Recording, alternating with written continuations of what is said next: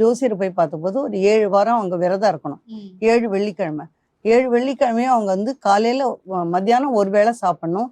எச்சல் இல்லாத தட்டுல சாப்பிடணும். ஒண்ணு வெள்ளி தட்டு இல்லைன்னா இலை சாப்பிடணும். நைட்டு வெறும் பழம் மட்டும்தான் அப்படின்னு சொன்னார். அந்த மாதிரி அவ 7 வாரம் விரதம் இருந்தா. 7வது வாரம் முடியும் போது வாழைப்பழம் எங்க டிரைவரை வாங்கிட்டு வர சொல்லியிருந்தேன். அவன் வந்து காயா வெட்டா இருந்த பொழுது நான் கவனிக்கல. சரின்ட்டு வச்சுட்டேன். அப்புறம் என் பொண்ணு வந்து ஜோக்கா கேட்டா, ஏமா நான் வந்து 7வது வாரம்னால வாழைக்காய் சாப்பிடணுமா அப்படி என்ன கேட்டா, இல்லம்மா பழம் தானேம்மா. ஐயோ சாரி நான் கவனிக்கலையே, பால் தரேன் சாப்பிடுங்க. எதுவும் வேண்டாம் பழம் தானே சொல்லியிருக்கா, ஸ்ட்ரிக்டா இருப்பேன் விரதம் அப்படின்னு சொல்லிட்டா.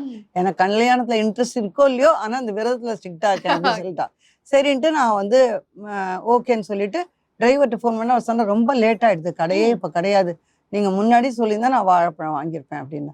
சரி பரவாயில்லப்பா அப்படின்னு சொல்லிட்டு நான் கதவு பூட்ட வரேன். என் கண் எதிர இவங்க சொல்ற மாதிரி சத்தியமான உண்மை, இவ்வளோ பெரிய கொய்யாப்பழம் என் கண் எதிர விழுறது. ஓடி போய் நான் பிடிக்கிறேன். நான் அதை தாண்டி ஒரு 10 அடி 15 அடி நடந்தாதான் அந்த கேட் வரும். ஏன்னா வீட்டுல இருந்து தள்ளி அதுக்கு நான் பூட்டிட்டு வந்தேன்னு வச்சுக்கோங்க. அப்ப பழம் விழுந்திருந்தா எனக்கு அது தெரியாது. போட்டு கரெக்டா நான் படியை விட்டு இறங்கி 2 எட்டு கூட வரல, பழம் கண்ணெதிர விழுறது.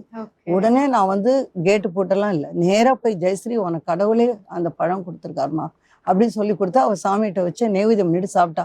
அம்மா ரொம்ப நல்லா இருக்குமா, அவ்வளோ டேஸ்டா இருக்கு, இந்த 7 வாரத்திலேயே இன்னைக்கு தாம்மா நான் இவ்வளோ டேஸ்டான பழம் சாப்பிட்றேன். சரி அது முடிஞ்சது. அது முருகன் கொடுத்த பழம் தான், ஞான பழம். அதான் நான் சொல்லுவேன். நான்